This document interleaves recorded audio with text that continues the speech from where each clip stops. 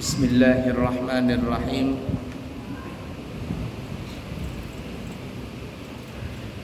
Assalamualaikum warahmatullahi wabarakatuh. Alhamdulillahi rabbil alamin. Allahumma fassalli wa sallim ala sayyidina Muhammadin wa ala alihi wa sahbihi ajma'in, amma ba'd. Ikutin semuanya. Qala al-muallifu al-imam Abu Zakaria Yahya bin Sharaf An-Nawawi Asy-Syafi'i Al-Asy'ari radhiyallahu ta'ala anhu fi kitabih Ta'limul Muta'allim rahimallahu ta'ala wa nafa'na bihi wa bi'ulumihi fid din wad dunya wal akhirah. Amin. Kita masih membahas bab mujahadah. Apa arti mujahadah? Bersungguh-sungguh, semangat. Bersemangat di dalam berbuat kebaikan. Apa saja? Termasuk bersemangat di dalam menuntut ilmu. Karena kalau orang tidak ada semangat lagi menuntut ilmu, dia akan jadi melempem, pemalas, dan akhirnya gagal di dalam menuntut ilmu. Hadis berapa sekarang? 13 ya? Buka hadis yang ke-13. An Abi Abdillah wa yuqalu Abu Abdurrahmani Thawbana Maula Rasulillah sallallahu alaihi wasallam radhiyallahu ta'ala anhu qala sami'tu Rasulullah sallallahu alaihi wasallam yaqulu alaika bi kathratis sujudi fa innaka lan tusjada lillahi sajadatan illa rafa'aka Allahu biha darajatan wa hatta anka biha khati'atan. Rawahu Muslim. Dari Abu Abdullah, dan ada yang menyebut juga Abu Abdurrahman Thawban, hamba sahayanya Rasulullah sallallahu alaihi wasallam. Jadi hadis ini diriwayatkan oleh budak hamba sahayanya Nabi yang bernama Thawban. Thawban ini punya anak namanya Abdullah. Abdullah. Makanya disebut Abu Abdullah. Tapi ada juga yang mengatakan nama anaknya bukan Abdullah tapi namanya Abdurrahman. Maka Abu Abdurrahman bapaknya si Abdurrahman. Radhiyallahu ta'ala anhu. Beliau berkata, aku mendengar Rasulullah sallallahu alaihi wasallam bersabda, kamu harus memperbanyak sujud, karena sesungguhnya bila kamu sujud satu kali sujudan karena Allah, niscaya Allah mengangkat kamu satu derajat dan Allah akan menghapus satu kesalahanmu. Hadis riwayat Muslim.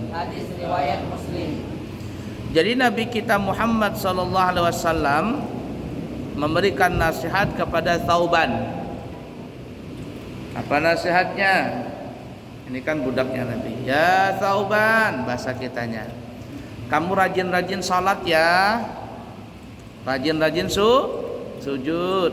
Kalau salat kan pasti sujud. Rajin-rajin sujud, rajin-rajin salat ya. Bahasa kitanya, banyakin salat, banyakin sujud. Kenapa? Karena jar Nabi, kalau seandainya engkau sujud, 1 kali sujud di dalam salat, maka Allah akan mengangkat derajatmu 1 derajat. Dan Allah akan menghapuskan 1 kesalahan. Nah, kalau kita sehari semalam itu ada 17 rakaat.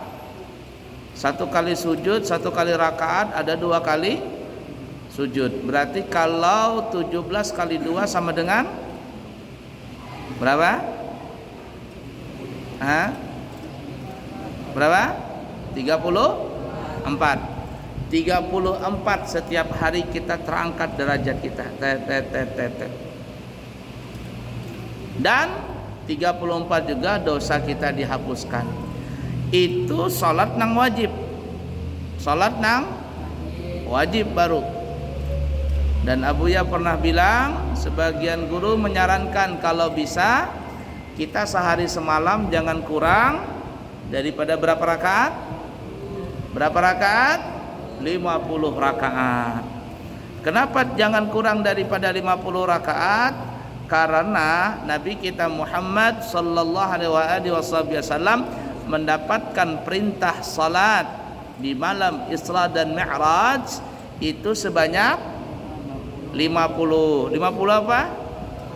50 apa? Bukan 50 rakaat, 50 waktu. 50 waktu. Kalau 50 waktu 24 jam dibagi 50 berarti kurang lebih 3/4 jam sekali kita sholat. 3/4 jam sekali kita sholat. Tapi subhanallah, karena saran daripada Nabi Allah Musa alaihi salatu wasalam, akhirnya berubah menjadi 5 waktu saja.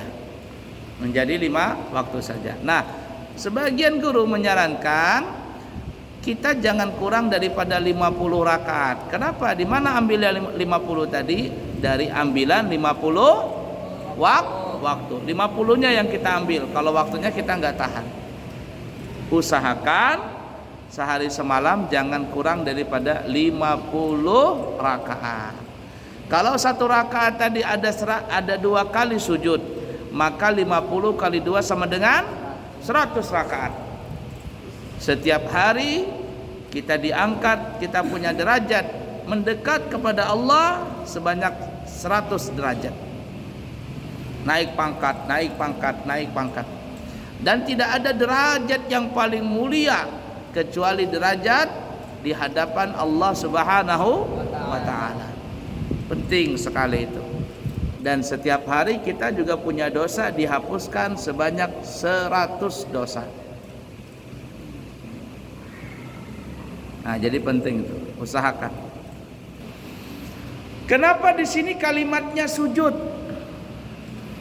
Kenapa Nabi tidak mengatakan salat? Nabi kan tadi bilang alaika bikasrati sujud, hai Tsauban, perbanyaklah engkau sujud. Nabi tidak mengatakan salat. Karena ada ulama yang mengatakan dari seluruh gerakan salat, salat itu mempunyai 14 rukun. Ada berapa rukun? 14 rukun. 6 rukun, 12 rukun ya, 12 rukun. Ada yang mengatakan 12, ada yang mengatakan 14, ada yang mengatakan 17. Benar semuanya. Rukun salat itu ada 12. Ya, 12. Bukan 12, 13 ya. 13 rukun. Yang 13 rukun ini terbagi menjadi 4 kelompok. Yang pertama rukun bacaan, ruknul qauliyah, rukun bacaan. Rukun bacaan ini ada 5. Ya, ada 5. Yang pertama membaca takbiratul ihram, Allahu akbar. Dan bacanya harus benar. Jangan Allah, Allah. Tidak ada tasydidnya, tidak boleh. Mesti pakai tasydid. Allah, Allah. Tidak boleh Allah. Tidak sah seperti itu. Ngatin ya yang belajar, santri. Allah, Allah. Dan tidak boleh dipanjangkan Allah. Tidak boleh. Kalau dia sengaja memanjangkan Allah, itu artinya apakah. Kalau dia panjang A, itu berubah maknanya, artinya menjadi apakah. Tidak boleh. Jadi Allahu Akbar. Jangan juga terlalu berkali. Allahu Akbar. Jangan. Nah, atau qalqalah Allahu Akbar, aka. Salah. Bukan qalqalah. Kemudian akbarnya pendek. Allahu Akbar. Enggak boleh Allahu Akbar. Nah, itu tuh. Kamu tuh kalau jawab adzan, Allahu Akbar, Allahu Akbar, Allahu Akbar, Allahu Akbar. Siapa yang begitu tuh? Salah. Enggak boleh. Barnya enggak boleh panjang. Allahu Akbar. Itu. Atau bertambah waw. Allahu Akbar, Allahu Akbar. Allahu Akbar itu yang azan tuh. Allahu Akbar, Allahu Akbar. Wak. Enggak ada pakai wak. Nanti kan lagu wak wagung, nasinya nasi jagung. Enggak ada pakai wak. Allahu bukan huwak. Allahu Akbar. Seperti itu ya. Nah, satu takbiratul ihram. Yang kedua baca Fatihah. Mau bacaan pelan atau bacaan nyaring, kualitas membaca Fatihah itu sama. Abu ini terkadang heran, ada orang ketika bacaan bernyaring, Fatihahnya itu lambat. Fatihahnya lambat. Bismillahirrahmanirrahim. Tapi ketika bacaan pelan, Bismillahirrahmanirrahim, Alhamdulillahirrahmanirrahim, Ar-Rahmanirrahim, Maliki Yaumiddin, mana bisa begitu?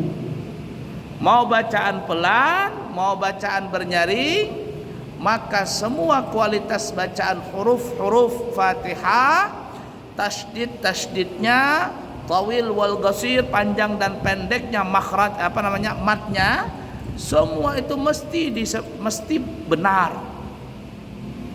Ini terkadang ketika rakaat ketiga, rakaat keempat, atau salat zuhur atau salat asar yang kada benyaring, salat nang kaya dikejar hantu. Allahu Akbar, Bismillahirrahmanirrahim. Allahu Akbar, Allahu Akbar. Tidak bisa begitu. Tidak sah kalau bacaan Fatihahnya sembarangan. Dua. Yang ketiga adalah membaca tasyahud akhir. Yang ketiga, membaca tasyahud akhir, at-tahiyyatul mubarakah. Sama juga itu. At-tahiyyatul mubarakatuh, salawatut thayyibatu lillah. Enggak boleh dia baca at-tahiyyatul mubarakatuh, salawatut thayyibatu lillah. Assalamualaikum warahmatullahi wabarakatuh. Assalamualaikum warahmatullahi wabarakatuh. Tidak sah seperti itu. Faham kira-kira? Tiga. Yang keempat, membaca salawat kepada Nabi Muhammad sallallahu alaihi wasallam di tasyahud akhir. Allahumma salli ala sayyidina Muhammad wa ala ali sayyidina Muhammad. Sekurang-kurangnya di situ. Jadi membaca tasyahud, at-tahiyyat sampai asyhadu an la ilaha illallah wa asyhadu anna Muhammadan abduhu wa rasuluh. Allahumma salli ala sayyidina Muhammad wa ala ali sayyidina Muhammad. Itu nang wajibnya. Kemudian yang kelima, rukun qauliyah atau rukun bacaan adalah mengucapkan salam pertama. Tidak boleh juga sembarangan, mesti yang benar. Assalamualaikum warahmatullah. Tidak boleh kalau bacanya nggak pakai tasydid. Assalamualaikum warahmatullah. Salam. Tidak boleh. Mesti assalam, double huruf, s-nya double, sin-nya double. Assalamualaikum. Tidak boleh Assalamualaikum warahmatullahi. Assalamualaikum. Apalagi nggak pakai double. Salam. Assalamualaikum warahmatullahi. Assalamualaikum. Maka orang yang membaca dengan bacaan salah 5 tadi nih, takbiratul ihram, Fatihah, tasyahud akhir, salawat di tasyahud akhir, salam pertama, maka semuanya ini mesti rapi, bacaannya benar. Apabila ada orang membaca salah, maka salatnya tidak sah. Berapa sudah? 5.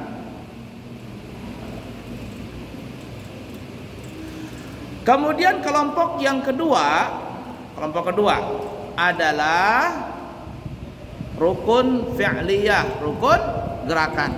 Rukun gerakan ada berapa? Ada 6. Nah, yang pertama berdiri tegak. Gak boleh berdirinya gak tegak, dan berdiri semuanya menghadap kiblat, dada ini menghadap kiblat. 1. Yang kedua rukuk, fokus sini, la ilaha illallah.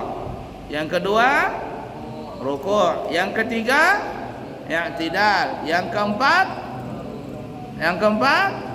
sujud. Berapa kali sujud? 2 kali. Yang kelima duduk di antara 2 sujud. Yang keenam duduk tasyahud. Berapa totalnya rukun gerakan? 6 tambah 5 sama dengan 11. Nah, kemudian kelompok ketiga disebut namanya ruknul qalbiyah, rukun hati. Ada berapa rukun hati? Cuman 1. Apa itu? Niat. Niatnya di mana? Usolli fardhu zuhur, usolli fardhu isya, usolli fardhu maghrib. Itu apa niat? Bukan. Itu bukan niat, itu disebut namanya lafdzun niyah, lafaz niat. Jadi niat itu di mana? Niat itu letaknya dalam hati. Kapan diikrarkan dalam hati? Pada saat, jawabannya adalah pada saat kita membaca takbiratul ihram, antara huruf A sampai bar, Allahu Akbar, antaranya itu. Mulut kita membaca Allahu Akbar, antara A, Allah sampai bar. Antara A sampai bar ini mulut kita membaca itu, tapi dalam hati kita, aku sholat fardu maghrib imam, aku sholat fardu isya imam, aku sholat fardu subuh imam, dan seterusnya. Kalau kita jadi makmum, aku sholat fardu duhur makmum, aku sholat fardu asar makmum. Apakah Buya diperlukan mengucapkan rakaatnya, menghadap kiblatnya? Semuanya itu tidak wajib. Nah, dan sebenarnya niat itu tidak perlu dibaca dalam hati. Nah, karena ada sebagian orang yang salah memahami ini, dia bacalah dalam hati itu, sehingga ketika baca takbiratul ihram panjang banget. Allah,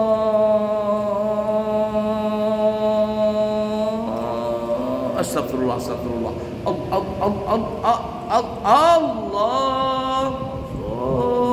astagfirullah. Kenapa? Karena dia sengaja aku melaksanakan sholat fardu zuhur 4 rakaat menghadap kiblat, menjadi makmum tunai fardu karena Allah Ta'ala. Panjang itu tulisan itu. Dan itulah orang yang salah kaprah. Niatnya seperti itu, gak diheja. Nih kayak kita ini nih, ya maghrib ini, pas dengar pengajian tiba-tiba perut menggururuk, rok, lapar nih. Nah, nasi goreng.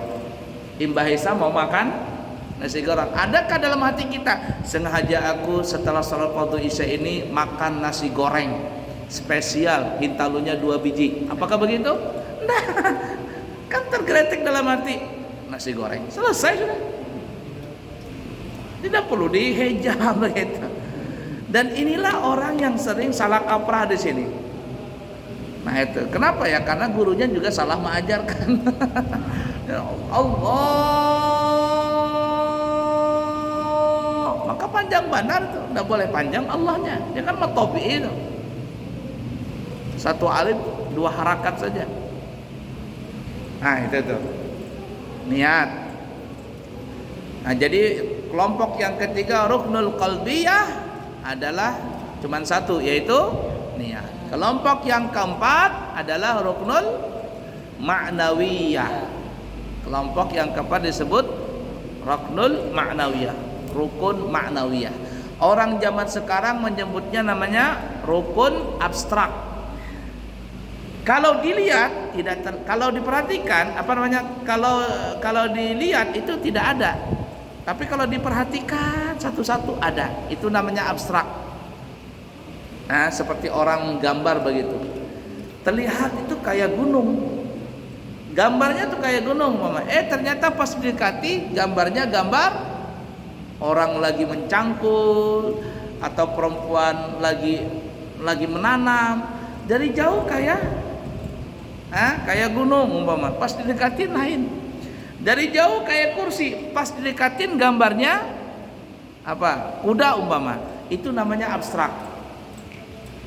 Abstrak. Sepintas tidak terlihat, tapi kalau diperhatikan baru terlihat. Itu namanya maknawi, abstrak kata orang zaman sekarang, maknawi. Berapa rukun maknawi? Cuman ada satu dalam sholat. Apa itu? Tertib dari segala rukun. Tertib dari segala rukun, alias dari takbiratul ihram, berdiri tegak, ruku, sujud dan semuanya sampai salam. Nah, sekarang kita bisa nggak lihat keseluruhan itu? Dari takbiratul ihram, Fatihah dijadikan satu gitu. Bisa nggak kelihatan? Nggak kelihatan, tapi kalau diperhatikan satu-satu ada nggak? Itu yang disebut maknawiyah, abstrak tadi. Mudah dipaham?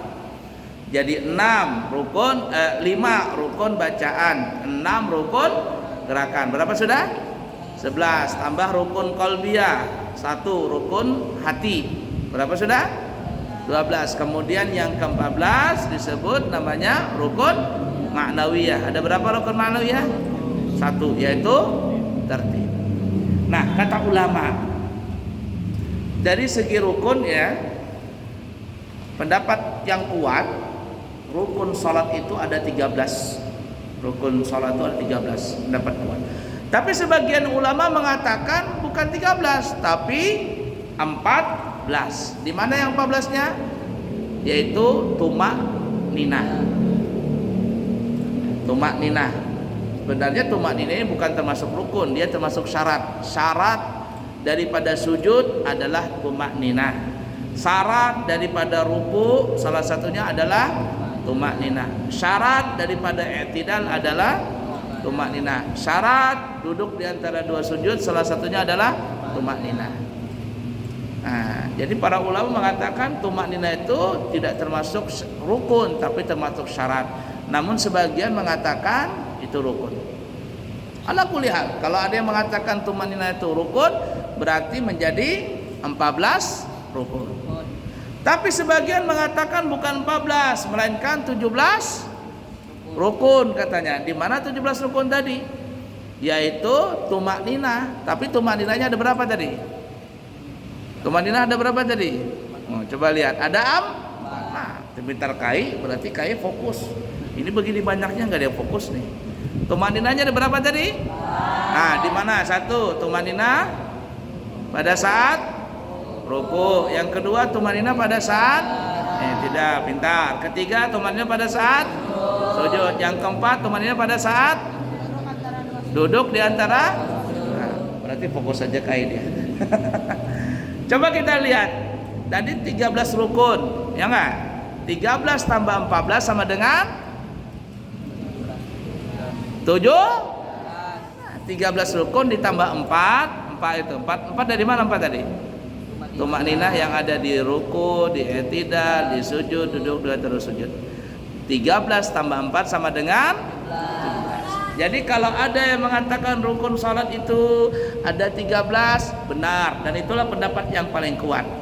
Ada yang mengatakan 14, iya benar juga. Yang mengatakan 1 tumak ninah tadi, 1 dibagi 4, 14.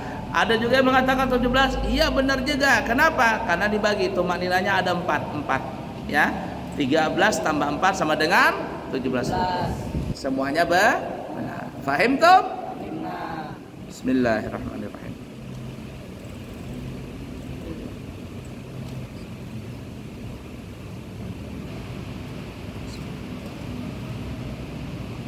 Sekarang perhatikan. Kita kembali tadi, kata Buya, kenapa Nabi menyuruh kepada Tsauban bukan sholat, kalimatnya bukan sholat, perbanyaklah sholatnya, tapi Nabi mengatakan perbanyaklah sujud. Apa sebabnya? Karena di antara rukun sholat yang 13 tadi, atau yang 14 tadi, atau yang 17 tadi, dari takbiratul ihram sampai salam, sebagian ulama dan kebanyakan ulama yang paling afdal dari segala rukun-rukun itu adalah sujud. Kenapa sujud? Karena sujud ini adalah seorang hamba yang betul-betul hina di hadapan Allah Ta'ala.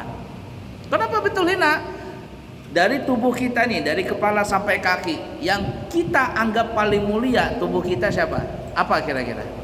Kepala. Ini paling mulia kita anggap. Saking mulianya kita pakaiin sorban, kita pakaiin bolang, ya enggak? Kenapa di kepala mulia? Karena ada mata, karena ada hidung, karena ada mulut, karena ada otak, ada telinga, lengkap di kepala ini. Betul tidak? Ini kalau naudzubillahi min dzalik, nasallallahu alaihi wasallam, kalau pembuluh darah di kepala pecah, selesai sudah. Kepala kita anggap mulia. Bahkan kita tidak rela, bahkan kita marah kalau ada orang berani-berani megang kepala kita. Coba kita jalan, ditepak kepala kita, kata anak Balikpapan, ditepes lah. Ditepes, pak begitu, kata anak Balikpapan. Marah nggak kita? Marah.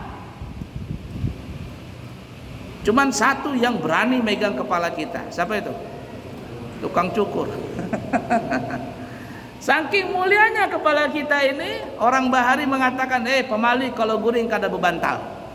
Pemali. Jangan taruh tangan di dahi. Guring begini, taruh tangan begini. Tidak boleh. Banyak pikiran. Pemali jar orang Banjar. Pemali itu apa maksudnya? Makruh kah atau apa? Setengah makruh lah, itu bahasa kita saja. Kita muliakan kepala ini. Kita tidak rela orang memegang kita punya kepala sembarangan. Itu. Mau tidur dikasih bantal, pemali kalau kada bebantal. Tapi subhanallah, ketika kita ruku, kepala kita ini sama rata dengan pinggul kita. Tahu pinggul? Nih, pinggul. Yang mana di pinggul ini ada lobang, namanya lobang kubul dan lobang dubur. Lobang kubul keluar banyu kami, lobang dubur keluar tinja, keluar tahi jar orang Banjar. Ternyata yang tadinya kita punya kepala kita anggap mulia, pada saat ruku kepala dengan kita punya pinggul sama rata. Dan yang lebih dahsyat lagi ketika sujud, ternyata kepala yang kita anggap mulia itu rendah di lantai. Kita punya pinggul di atas. Artinya manusia, kau di hadapan Allah, maka kau ternyata kau punya kepala lebih hina daripada kau punya pinggul tadi.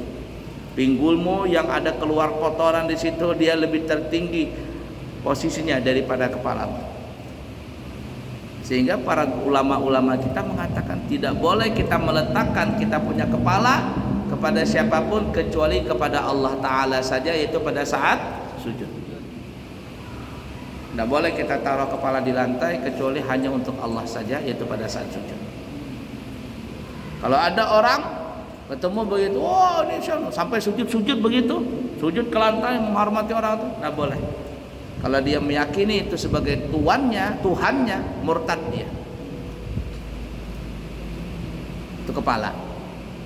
Makanya disebutkan dalam riwayat hadis, aqrabu ma yakunul abdu 'inda rabbih 'azza wa jalla wa huwa sajidun fa'aktsirus sujuda.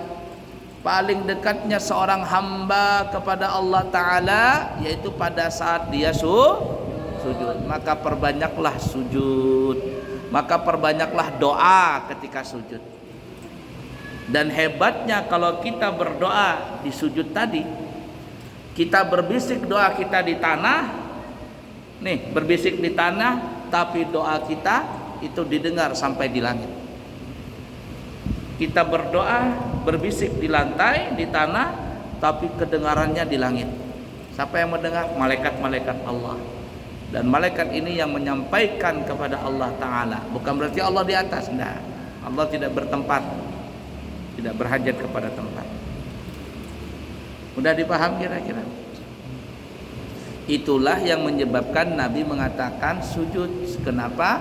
Karena di antara 13 rukun tadi atau 14 rukun salat tadi atau yang 17 rukun salat tadi, ulama kebanyakan mengatakan sujudlah yang paling afdal dari segala rukun. Walaupun ada sebagian ulama mengatakan tidak, yang paling afdal dari antara segala rukun itu adalah pada saat posisi berdiri. Kenapa? Karena pada posisi berdiri kita membaca Al-Quran. Kalau kita baca Al-Quran satu huruf, maka Allah akan balas 10 pahala. Bagaimana kalau kita membaca Al-Quran itu sambil berudu, maka 10 pahala tadi lebih besar lagi. Lalu bagaimana kalau kita membaca Al-Quran sambil berudu, sambil memegang Al-Quran, maka ini lebih besar lagi 10-nya per hurufnya tadi. Kalau bagaimana kalau seandainya kita membaca Al-Quran itu dalam posisi dalam salat, pada saat kita salat, maka satu huruf dibalas 10, hurufnya itu besar, satu pahalanya itu sampai 10, besar. Semakin besar. Dia 10 juga, tapi beda. Orang baca Quran di waktu dia enggak salat begitu. Mana besarnya dia baca Al-Quran pada saat sholat, besar pahalanya di sholat. Sama-sama 10, tapi beda kualitasnya. Ibarat kata begini nih, 10 lembar, ada orang punya uang 10 lembar. Tapi yang 10 lembar pertama ini adalah lembarannya 2000-an. 2000-an. Ada juga 10 lembar uang, tapi satu lembarnya harganya 100.000. Pilih yang mana? Kalau orang yang nggak berakal seperti anak kecil, nah, pernah nggak jadi anak kecil? Pernah kan ya? Abu yang masih kecil dulu pernah itu. Pas hari raya datang, dikasih orang uang. Mau yang ini kah? Mau yang ini? Yang ini baru. Tapi umpama zaman dulu berapa? 500. Ada nggak 500? Iya ada Bahari. 500 rupiah. Meyangi gambar warek, ngajar kayak gambar warek. Mau ini kah 500 atau mau yang 1000? 1000-nya buruk, tapi yang 500 baru masih licin. Kalau orang bakal, pasti yang dipilih adalah yang 1000. Tapi karena Abu yang masih kecil dulu enggak bakal, yang penting baru, ambil yang 500.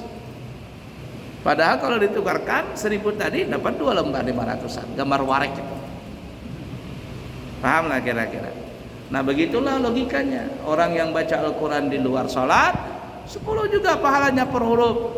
Tapi beda dengan orang yang baca Al-Quran di dalam sholat 10 juga hurufnya, tapi besar.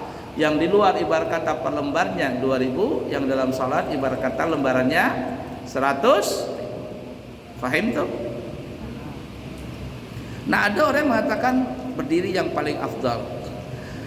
Ada juga pendapat yang ketiga mengatakan kalau sholat malam nih, maka berdirilah yang paling afdal. Sholat malam berdiri yang paling afdal. Kenapa? Karena kalau Nabi sholat malam, Nabi itu paling panjang pada saat berdiri. Bahkan Nabi itu bisa 1 kali rakaat, 1 kali berdiri setelah Fatihah membaca surah Al-Baqarah. Kalau kita nih sholat, imamnya baca surah Al-Baqarah, insya Allah tertinggal imam seorang. Ya kalau tertinggal imam seorang gak apa-apa. Yang banyak kalau di demo, turunkan imam katanya. Kalau usah lagi jadikan imam itu.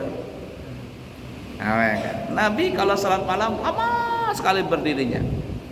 Tapi kalau salat siang yang paling lama sujudnya. Nah ada yang mengatakan demikian. Ala kulli hal, antara berdiri dengan sujud ini ada beda pendapat, manakah yang lebih afdal. Sebagian mengatakan sujud, sebagian mengatakan berdiri, sebagian mengatakan kalau malam berdiri, kalau siang sujud. Namun kebanyakan ulama mau malam mau siang yang paling afdal itu adalah sujud. Makanya kata Nabi tadi, alaika bikathratis sujud, perbanyaklah engkau wahai Sauban untuk membanyakan sujud. Artinya banyak sujud dan juga lama. Sampai ke waktu. Sampailah. Berapa menit? Hah? 2 menit lagi. Sudah ya. Belum kata membawa jam, nah ketinggalan jam. Insyaallah kita sambung lagi lah.